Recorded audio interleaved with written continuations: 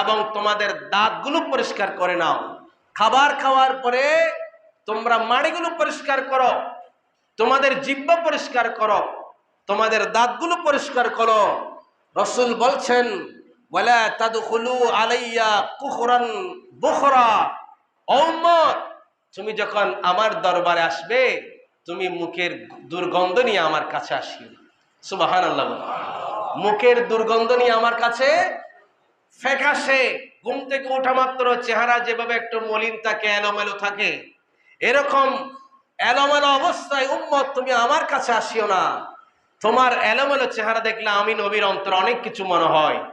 অতএব তুমি আমি নবীর দরবারে আসতে হলে তুমি খাবার খেয়ে মুখটা পরিষ্কার করে দুর্গন্ধ না উঠে এমন ভাবে তুমি আমার দরবারে আসো। আর ঘুম থেকে উঠে তুমি দৌড় দিয়ে চলে আসিও না, একটু পরিপাটি হয়ে তুমি আমার দরবারে আসবে। কি শিখলেন?